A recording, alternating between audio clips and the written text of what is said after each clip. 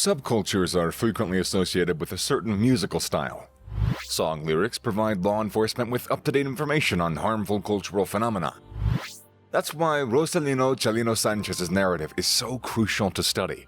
Chalino was one of the earliest and most well-known artists to perform narcocorridos, a kind of music that is inextricably linked to Mexican gang culture, as well as police enforcement. So, who exactly is Chalino Sanchez? How did he manifest his messages into his music?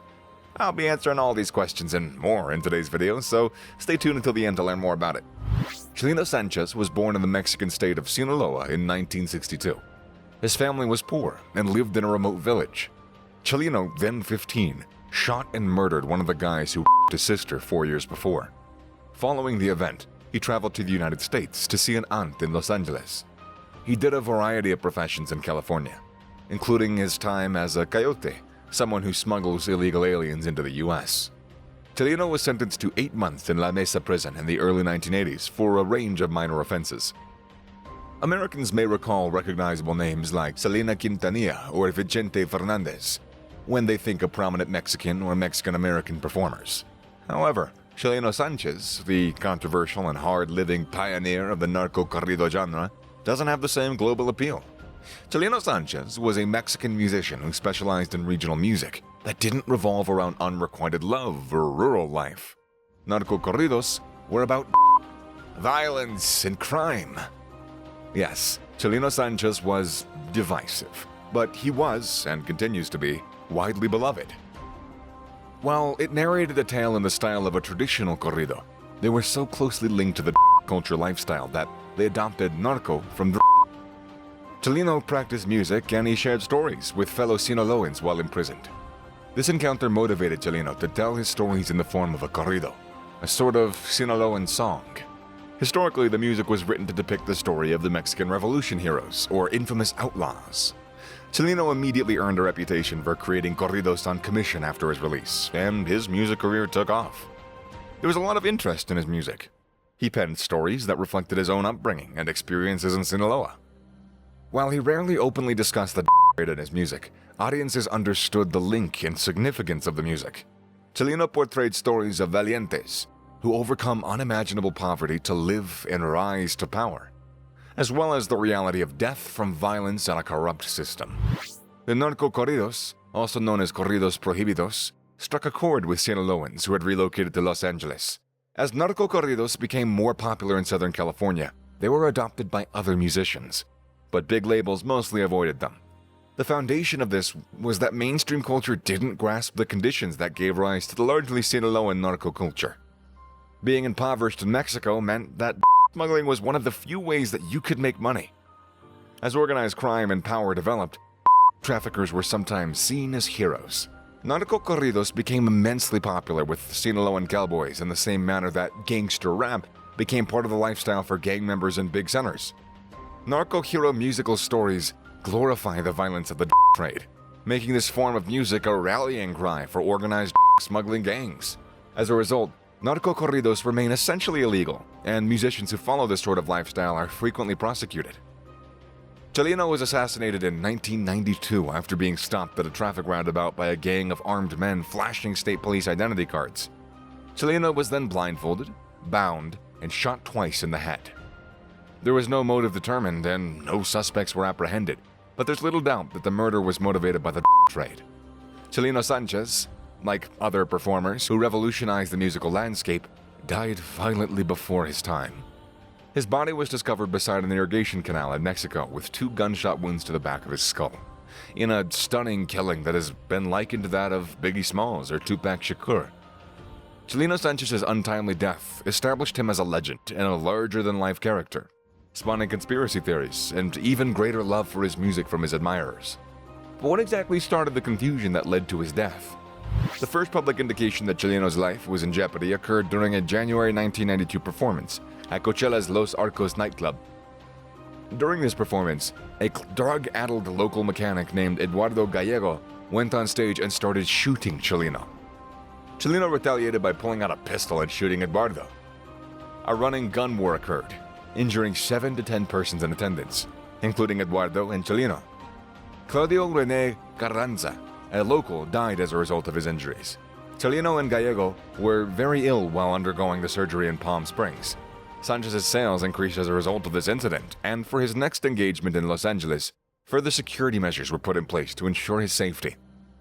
Chalino apparently got a message that caused his complexion to alter while working in a gig in Culiacan several months after the incident. The event was a success, but everything went wrong when Chalino and his team left. Armed state cops in Chevrolet Suburbans allegedly intercepted Chalino's group. Following some debate, Chalino consented to accompany the guys to meet the commander. 2 people discovered Chalino's body in an irrigation canal near Los Laurales, Culiacan, several hours later. He'd been shot twice in the head, was blindfolded, and he had rope marks on his wrist. The problem is that in order to become a narcocorrido artist, you gotta be connected with culture and all that comes with it. When working with cartels, there's no assurance that you're going to escape alive. Since Chalino's killing, at least a dozen high-profile narcocorrido performers have been assassinated, including Valentin Elizalde in 2006 and Sergio Gomez in 2007. In 2013, 17 lesser-known narcocorrido musicians were assassinated. For them, music, drugs, and culture are all intertwined in life, and, more often than not, in death. Despite this, many of these musicians continue to play, merely to give a voice to the culture and to the way of life that the great majority of people can't understand. Chalino Sanchez opened the path for a new genre of music to fill a need, and it's still used by Mexican drug cartels in their numerous gangs today. Sonoro and Futuro Studios have now produced Idol, the Ballad of Chalino Sanchez, a bilingual 8-part podcast series that explores both his legacy and the circumstances surrounding his death. Idol, the Ballad of Chalino Sanchez. Like previous multilingual audio series, featured 2 versions, English and Spanish, to convey the whole narrative of the godfather of narcocorridos.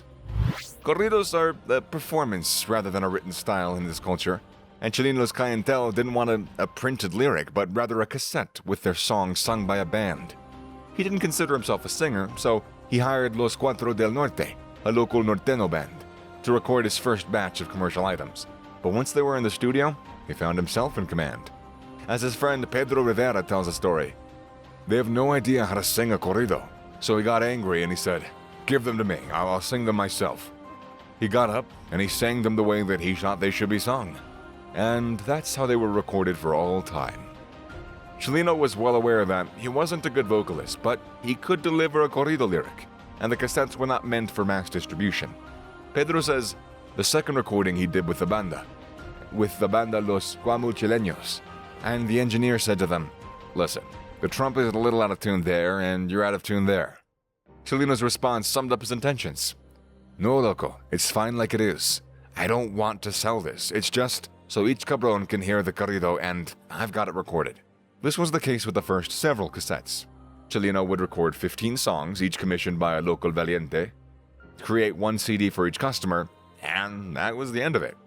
By the 3rd session, his clients were purchasing additional copies for their friends, and Angel Parra, the studio owner, recommended creating a genuine, professional run of 300 cassettes. These sold well, and they were quickly followed by reorders, and Chalino soon found himself working as a professional vocalist. It was a slow process. He had first entered the studio in 1986 or 1987, and it would be many years before he began attracting major crowds. But people were immediately taken with his distinct aesthetic. Chalino was unlike any other norteño star. Indeed, his attraction might be described as that of an anti-star. He was regarded not as an entertainer, but as a genius. A valiente fresh from a Sinaloan rancho. His voice was everything but attractive. A flat, nasal whine that sounded tight and strained, especially on the early recordings. His personal judgment is claimed to have been, "I'm not a singer, I bark." As it turned out, this was one of the most valuable assets that he had. When people heard him, they immediately recognized him as unique. That voice was unmistakable, and it brutally implied that the singer had lived life and he knew what he was talking about. This wasn't a mainstream norteño band dressed up as cowboys singing about Camellia de Tejana.